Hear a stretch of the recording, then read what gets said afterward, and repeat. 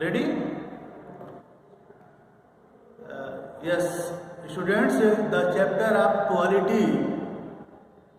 I am going to start to teach you the chapter number 3, quality.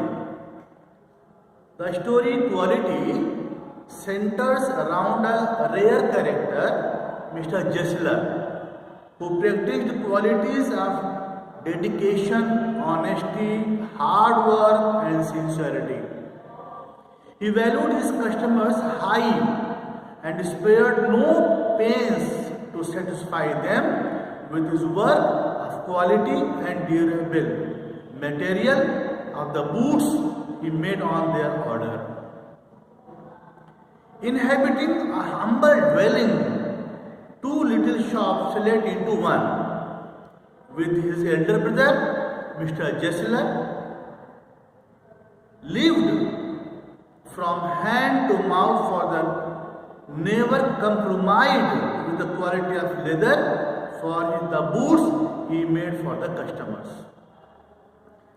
An experienced and skilled shoemaker, he attached a great importance to the quality of shoes, using the best leather that lasted longer and provided comfort to the wearer.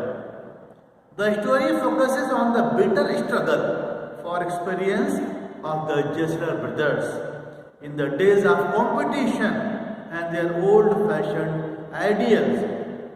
Consequently, such workers, however skilled they may be, have to suffer starvation and yield to those more resourceful and enterprising. However unskilled they may be put prosper by compromising with quality and principles.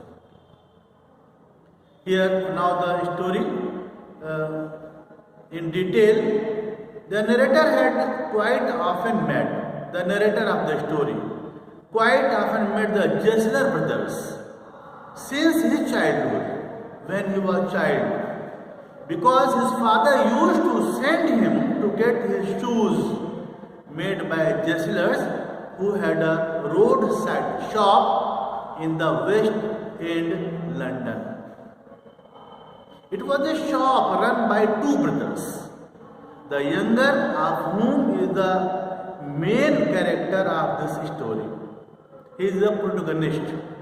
It was two shops combined into one with a board. The board was written, students, Jessler Brothers, outside the window, and a few pairs of exotic leather shoes at the window. Jessler was very different from other shoemakers. He never made a shoe with inferior quality of leather, nor did he keep a shoe that was not made by him or his brother. Besides, the two brothers made shoes only on order, so their quality of shoes was out of common.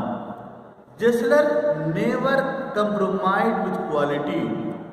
Each pair fitted perfectly, slim and elegant. Their shape was arresting and captivating. Jessler considered his work an art at which he cultivated with utmost sincerity. So, shopping at Jessler Brothers was different. One could not expect to be served at Jessler's shop. It was like a place of worship, a place where the shopkeeper worshipped the shoes he made. If once Jessler received an order for shoes, he would observe the model for long and take precise measurement by drawing and redrawing. Once the narrator made a complaint about a shoe that Jessler had made for him some time ago. It was more than what Jessler could take. He argued that the narrator must have been careless with the shoes or got them wet in the water. He also suggested bringing those shoes back to him. He was even ready to pay the money back. The narrator remained abroad for about a year and paid a visit to Jesler brothers on his return. He wished to order a new pair of shoes. Mr. Jesler told him that the elder brother was dead, so he lived alone there. Now his shop was much smaller and his business was quite low. As the narrator visited him in a week's time, he was surprised to learn that Mr. Jesler's name was gone. The shop had been taken over by an Englishman.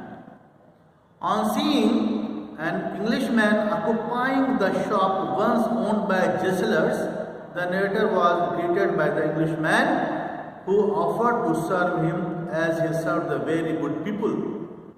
From him, the narrator learned that Mr. Jessler died of starvation, as he was too orthodox and traditional to face the stiff competition of his times. This is the end of the story. Thank you, students. Thank you so much.